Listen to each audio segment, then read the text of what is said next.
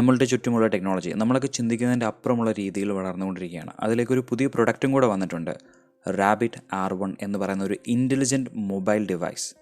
എന്താണ് ഈ ഡിവൈസ്? അതുപോലെ തന്നെ ഇത് വിജയിച്ചാലും പരാജയപ്പെട്ടാലും ഇത് എങ്ങനെയായിരിക്കും സ്മാർട്ട് ഫോൺ ഇൻഡസ്ട്രിയെ അഫക്റ്റ് ചെയ്യാൻ പോകുന്നത്, ഇതിനെക്കുറിച്ചൊക്കെ ഈ ഷോർട്ട് വീഡിയോയിൽ നിങ്ങളോട് ഞാൻ പറയാം. അതിനുവേണ്ടി എന്തിനാണ് ഈ ഡിവൈസിനെ കുറിച്ച് ചർച്ച ചെയ്യുന്നതെന്ന് വെച്ച് കഴിഞ്ഞാൽ, ഈ ഡിവൈസ് മിക്ക സ്മാർട്ട് ഫോൺ മേക്കേഴ്സിനും ആപ്പിൾ പോലുള്ള വമ്പന്മാരെ വരെ ഇരുത്തി ചിന്തിപ്പിക്കുന്ന ഒരു ഡിവൈസാണ്.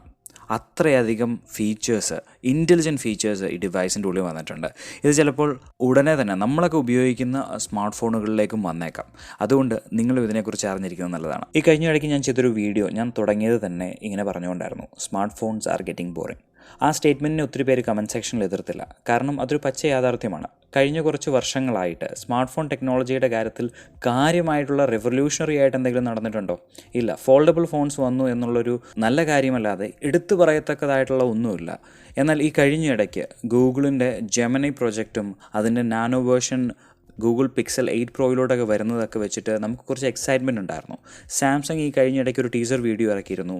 AI to the smart phone എന്ന് പറയുന്ന രീതിയിലൊരു കമ്മ്യൂണിക്കേഷൻ വന്നു കഴിഞ്ഞപ്പോഴേക്കും നമ്മൾ കൂടുതൽ എക്സൈറ്റഡ് ആയി. AI സ്മാർട്ട് ഫോൺസിലോട്ട് വരുന്നു, സ്മാർട്ട് ഫോൺ ടെക്നോളജിയിൽ തന്നെ ഒരു നെക്സ്റ്റ് സ്റ്റെപ്പ് മൊമെൻറ്റ് ആയിരിക്കും ഇത് എന്നാണ് നമ്മൾ പ്രതീക്ഷിച്ചത്. പക്ഷേ സാംസങ് S24 അൾട്ര വന്നു കഴിഞ്ഞപ്പോഴേക്കും ശരിയാണ്, AIയുടെ ഒത്തിരി നല്ല ഫീച്ചേഴ്സ് അവിടെ വന്നിട്ടുണ്ട്. പക്ഷേ ഒരു നെക്സ്റ്റ് ലെവൽ അല്ലെങ്കിൽ ഇത്ര നാൾ നമ്മൾ ചെയ്തുകൊണ്ടിരുന്നതിൻ്റെ അപ്പുറം എന്ന് പറയാൻ മാത്രം ഉള്ളതൊന്നുമില്ല.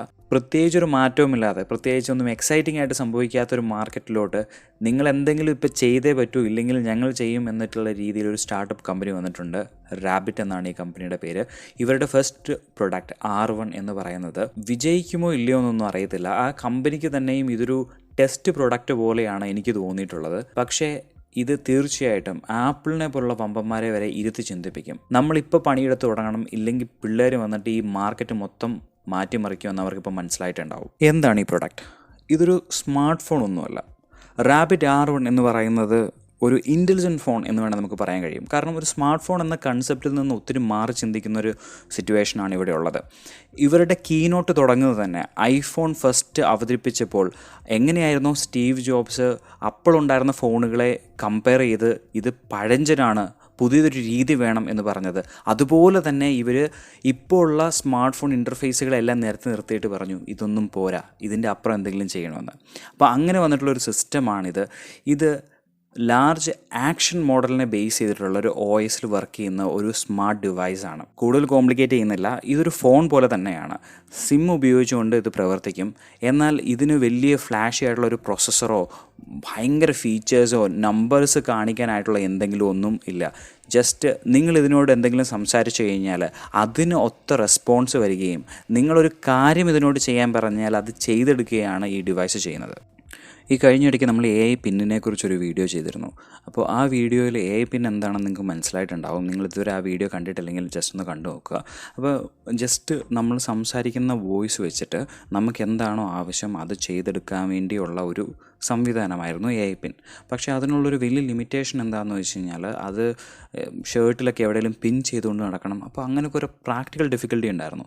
അതെല്ലാം ഈ ഡിവൈസ് റാബിറ്റ് R1 ഫിക്സ് ചെയ്തിരിക്കുകയാണ്. ഇതൊരു മൊബൈൽ ഡിവൈസ് പോലെ തന്നെ നിങ്ങൾക്ക് കൊണ്ടു നടക്കാം, ആൾക്കാരെ വിളിക്കാം, കാര്യങ്ങളൊക്കെ സെർച്ചൊക്കെ ചെയ്യാം. അതിൻ്റെ ഒപ്പം നിങ്ങളിതിനോട് സംസാരിച്ചുകൊണ്ട് തന്നെ ഒത്തിരി കാര്യങ്ങൾ ചെയ്യാൻ സാധിക്കും. റാബിറ്റ് R1ൻ്റെ കീനോട്ടിൽ 2-3 എക്സാമ്പിൾസ് കാണിച്ചിട്ടുണ്ടായിരുന്നു. അതിനകത്ത് എനിക്ക് ഏറ്റവും ഇഷ്ടപ്പെട്ട എന്താണെന്ന് വെച്ച് കഴിഞ്ഞാൽ വളരെ കോംപ്ലക്സ് ആയിട്ടുള്ളൊരു ഇൻസ്ട്രക്ഷൻ. അതായത് ഒരാൾക്ക് ലണ്ടനിൽ പോകണം, അവിടെ റൂം ബുക്ക് ചെയ്യണം, അവിടെ ട്രാവൽ പ്ലാൻ ചെയ്യണം, അങ്ങോട്ടുള്ള ടിക്കറ്റ് എടുക്കണം, അതിനായിട്ട് 3 ആളുകളുടെ എയർ ടിക്കറ്റ് ബുക്ക് ചെയ്യണം, അതിലൊരാൾ കുട്ടിയാണ്. അപ്പോൾ ഇതെല്ലാം എനിക്ക് വേണ്ടി ചെയ്തു തരുമോ എന്നയാൾ ചോദിച്ചു കഴിഞ്ഞപ്പോഴേക്കും പിന്നെന്താ എന്നുള്ള രീതിയിൽ ഒരാളിരുന്ന് നമുക്ക് വേണ്ടി ഈ ഐറ്റിനറി മൊത്തം പ്രിപ്പയർ ചെയ്യുന്നത് പോലെ ഒരു AI സിസ്റ്റം വർക്ക് ചെയ്തു. ഇനി ഇതിനകത്ത് ഏറ്റവും ഇൻട്രസ്റ്റിംഗ് ഫാക്റ്റ് എന്താണെന്ന് വെച്ച് കഴിഞ്ഞാൽ ഈ പ്രൊഡക്റ്റ് ഭയങ്കര പവർഫുള്ളൊന്നുമല്ല. ഹീലിയോ P35 മീഡിയടെക്കിൻ്റെ അത്രയും ഒരു എന്താ പറയുക, ഒരു ഹൈ എൻഡ് അല്ലാത്തൊരു ചിപ്പാണ് ഈ ഡിവൈസിൽ വന്നിട്ടുള്ളത്. ഈ ഡിവൈസിൻ്റെ പ്രത്യേകത എന്താണെന്ന് വെച്ച് കഴിഞ്ഞാൽ ഫോണിൽ തന്നെ വലിയ പ്രോസസ്സിങ് പരിപാടികളൊന്നും നടക്കുന്നില്ല, എല്ലാം ക്ലൗഡ് ബേസ്ഡ് ആണ്. നിങ്ങൾ ഇതിനോട് എന്ത് സംസാരിച്ച് കഴിഞ്ഞാൽ, ഉദാഹരണത്തിന് എനിക്കൊരു ബിരിയാണി ഓർഡർ ചെയ്യണം, ഇന്നിടത്തുനിന്ന് ഓർഡർ ചെയ്യുമെന്ന് പറഞ്ഞു കഴിഞ്ഞാൽ ഓൺലൈനിൽ ഒരു സർവീസ് ഇത് തന്നെ പിക്ക് ചെയ്ത് ഇത് തന്നെ ഓർഡർ ചെയ്ത് സംഭവം വീട്ടിലെത്തും. കൂടുതലായിട്ട് നമ്മൾ ആപ്പുകളിലൂടെ പോയിട്ട് അവിടെ ക്ലിക്ക് ചെയ്ത് ഇവിടെ ക്ലിക്ക് ചെയ്ത് ഇവിടെ ക്രെഡിറ്റ് കാർഡ് കൊടുത്ത് നമ്പർ കൊടുത്ത് അങ്ങനെ ഓർഡർ ചെയ്യേണ്ട ആവശ്യമില്ല. ഈ ഡിവൈസിനെ സ്പെഷ്യൽ ആക്കുന്നതെന്ന് വെച്ച് കഴിഞ്ഞാൽ ഇതുവരെ വന്നിട്ടുള്ള എല്ലാ AI ബേസ്ഡ് ഡിവൈസുകളും അല്ലെങ്കിൽ AI ബേസ്ഡ് സർവീസുകളുടെ കാര്യത്തിൽ പോലും എല്ലാം ലാർജ് ലാംഗ്വേജ് മോഡൽ ബേസ്ഡ് ആയിരുന്നു. അതായത് നമ്മളൊരു പ്രോംപ്റ്റ് കൊടുക്കുന്നു, അതിനുള്ള റെസ്പോൺസ് കിട്ടുന്നു, ഖലാസ്. എന്നാൽ ഈ ഡിവൈസ് എന്ന് പറയുന്നത് നമുക്ക് വേണ്ടി കാര്യങ്ങൾ ചെയ്തു തരാൻ വേണ്ടിയാണ്. നമ്മളിതിനോടൊരു കാര്യം പറഞ്ഞു കഴിഞ്ഞാൽ ആ ടാസ്ക് ചെയ്ത് നമുക്കൊരു കംപ്ലീറ്റഡ് വർക്ക് തരിക എന്നുള്ളതാണ് ഇതിൻ്റെ ഉദ്ദേശം തന്നെ. ഈ R1 എന്ന് പറയുന്ന ഡിവൈസ് എല്ലാ സ്മാർട്ട് ഫോൺ മേക്കേഴ്സിനെയും ഒന്ന് ചിന്തിപ്പിക്കും. ജസ്റ്റ് AI ബേസ്ഡ് ആയിട്ട് ട്രാൻസ്ലേഷൻ കൊടുക്കുകയോ അല്ലെങ്കിൽ സർക്കിൾ ചെയ്ത് കഴിയുമ്പോഴേക്കും അതിൻ്റെ റിസൾട്ട് കിട്ടുകയോ അല്ലെങ്കിൽ ഇപ്പോൾ ഗൂഗിളൊക്കെ ചെയ്യുന്ന പോലെ ഒരു ഇമേജ് ക്ലിക്ക് ചെയ്യുമ്പോൾ തന്നെ അതിനെക്കുറിച്ചുള്ള കൂടുതൽ ഡീറ്റെയിൽസ് വരികയോ ഒക്കെ ചെയ്യുന്നതിൻ്റെ അപ്പുറമായിട്ട് ഒരു ഡിവൈസിനോട് സംസാരിച്ചുകൊണ്ട് ഒരു ഊബർ ഓർഡർ ചെയ്യാനോ ഭക്ഷണം ഓർഡർ ചെയ്യാനോ അല്ലെങ്കിൽ ഒരു എയർ ടിക്കറ്റൊക്കെ എടുത്ത് ഒരു സ്ഥലത്ത് പോകാനോ വരെ ചെയ്യാൻ പറ്റുന്ന ഒരു അവസ്ഥയിലോട്ട് ഇപ്പോഴത്തെ ടെക്നോളജി വന്നിട്ടുണ്ട്. അപ്പോൾ ഇത്രയും കാര്യങ്ങളൊക്കെ നടന്നുകൊണ്ടിരിക്കുമ്പോൾ സ്മാർട്ട് ഫോൺ മേക്കേഴ്സിന് വെറുതെ ഇരിക്കാൻ സാധിക്കില്ല. അവർക്ക് ഈ ടെക്നോളജി അല്ലെങ്കിൽ ഇതിനേക്കാളും ബെറ്റർ ടെക്നോളജി അവരുടെ സ്മാർട്ട് ഫോൺസിലോട്ട് കൊണ്ടുവന്നേ പറ്റൂ. ഇല്ലെങ്കിൽ കോമ്പറ്റീഷൻ വേറെ ലെവലിൽ പോയി ഇവരുടെ മാർക്കറ്റ് തന്നെ ചിലപ്പോൾ നാളെ വാഷ് ഔട്ട് ആയേക്കാം. അത്രയും കോൺഫിഡൻസ് വേണോ ബ്രോ എന്ന് നിങ്ങളിൽ ചില ആളുകളെങ്കിലും ചോദിക്കുന്നുണ്ടാവും. ശരിയാണ്, ആപ്പിൾ, സാംസങ് പോലത്തെ വലിയ ജയൻസിനുമായിട്ട് തട്ടിച്ച് നോക്കുമ്പോൾ ഈ കുട്ടി സ്റ്റാർട്ടപ്പൊക്കെ എന്താ അല്ലേ. പക്ഷേ നിങ്ങൾ ശ്രദ്ധിക്കേണ്ട മറ്റൊരു സംഗതിയുണ്ട്. ഈ ഡിവൈസിന് കിട്ടുന്ന റിസപ്ഷൻ. എല്ലാ ടെക് ബ്ലോഗേഴ്സും റിവ്യൂവേഴ്സ് എല്ലാം ഈ ഡിവൈസിനൊരു പ്രത്യേകതയുണ്ട്, ഇതുവരെ വന്നതുപോലെ അല്ല എന്ന് പറയുന്നു. ഈ ഡിവൈസ് ചൂടൊപ്പം പോലെ വിറ്റ് പോകുന്നു. അത് ഒരു ലെവൽ മാത്രമല്ല, 2 ലെവൽ ടെസ്റ്റിൽ 10,000 പ്രൊഡക്ട്സ് ഈച്ച് വെച്ചിട്ട് ബാച്ചസ് ആയിട്ട് വിറ്റ് പോകുന്നുണ്ട്. അതൊന്നും വലിയൊരു എമൗണ്ട് അല്ല, കുറച്ച് മില്യൺസിലോട്ട് എത്തുന്നേ ഉള്ളൂ. കാരണം ഇതിൻ്റെ ബേസ് പ്രൈസ് എന്ന് പറയുന്നത് $200.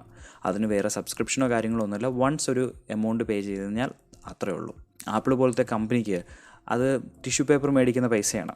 പക്ഷേ ഈ ഡിവൈസിൽ എന്തോ ഉണ്ട് എന്ന് ആളുകൾക്ക് തോന്നി തുടങ്ങിയിരിക്കുന്നു. ഈ ടൈപ്പ് ഓഫ് ഡിവൈസുകൾക്ക് പ്രാധാന്യം ഏറി വരുന്നുണ്ട്. അതുകൊണ്ട് തീർച്ചയായിട്ടും സ്മാർട്ട് ഫോണുകൾക്ക് ഒത്തിരി നാൾ ഇനി ബോറിംഗ് ആയിട്ടിരിക്കാൻ സാധിക്കില്ല. ഇത്രയൊക്കെ ആണെങ്കിലും ഈ ഡിവൈസിനൊരു വലിയ കുറവുണ്ട്, ഒരു വലിയ സ്ക്രീനിൻ്റെ കുറവ്. നമ്മളെല്ലാവരും സ്മാർട്ട് ഫോൺ മേടിക്കുന്നത് യൂട്ടിലിറ്റിക്ക് വേണ്ടിയാണെന്നാണ് പറയുന്നത്. ഒരാളെ വിളിക്കണം, ഇമെയിൽ അയക്കണം, അവിടെ പോകണം, ഇവിടെ പോകണം, അതിനൊക്കെയായിട്ട് നാവിഗേഷൻ, എല്ലാം പ്രൊഡക്ടിവിറ്റി ബേസ്ഡ് ആയിട്ടുള്ള കാരണങ്ങളാണ് നമ്മൾ പറയുന്നത്. പക്ഷേ യഥാർത്ഥത്തിൽ അതാണോ നമ്മൾ മിക്കപ്പോഴും ചെയ്യുന്നത്? ഇൻസ്റ്റാഗ്രാം നോക്കിക്കൊണ്ടിരിക്കുകയും യൂട്യൂബ് കാണുകയൊക്കെയാണ് മെയിനായിട്ട് നമ്മൾ ഒരു സ്മാർട്ട് ഫോണിൽ ചെയ്യുന്നത്. അങ്ങനെ നോക്കുമ്പോൾ കണ്ടൻറ് കൺസെപ്ഷൻ എന്ന് പറയുന്ന ഒരു വലിയ മേഖലയിൽ ഈ ഡിവൈസിന് പ്രത്യേകിച്ച് ഒരു ഗ്രൗണ്ടും ഇല്ല ഇപ്പോൾ. എന്നാൽ അതൊരു വലിയ പാളിച്ചയാണോ? ഇത് R1 ആണ്. ചിലപ്പോൾ ഈ കമ്പനിക്ക് ഇതൊരു ടെസ്റ്റ് പ്രൊഡക്റ്റ് ആയിരിക്കും, എങ്ങനെയാണ് മാർക്കറ്റ് ഇതിനോട് പ്രതികരിക്കുന്നതെന്ന് അറിയാൻ വേണ്ടി. നിങ്ങളൊരു R5, R6 ആ വേർഷൻ എത്തുമ്പോൾ ഇങ്ങനത്തെ ഡിവൈസുകളുടെ ലെവൽ എന്താകുമെന്നൊന്ന് ചിന്തിച്ച് നോക്കിയേ. അല്പം വലിയൊരു ഡിസ്പ്ലേ ഉണ്ടെങ്കിൽ ഇതേ ടെക്നോളജി ജസ്റ്റ് വന്നു കഴിഞ്ഞാൽ മാത്രം മതി. ആപ്പുകളില്ലാത്ത നമ്മളൊരു ടാസ്ക് കൊടുത്താൽ അത് കംപ്ലീറ്റ് ചെയ്ത് തരുന്ന ഒരു OS അല്ലെങ്കിൽ ഒരു സിസ്റ്റം, അതായിരിക്കാം ഫ്യൂച്ചർ. നിങ്ങളുടെ അഭിപ്രായങ്ങൾ എന്തൊക്കെയാണ്? തീർച്ചയായിട്ടും അത് കമൻസിൽ മെൻഷൻ ചെയ്യുക. ഇൻഫോർമേറ്റീവ് ആയിട്ടുള്ളൊരു പുതിയ വീഡിയോ ആയിട്ട് നിങ്ങളോട് എത്തുന്നവരെ ഇത് നിങ്ങളുടെ സ്വന്തം ചങ്ങായി ഹാരിസ് സൈനിങ് ഓഫ് നൗ.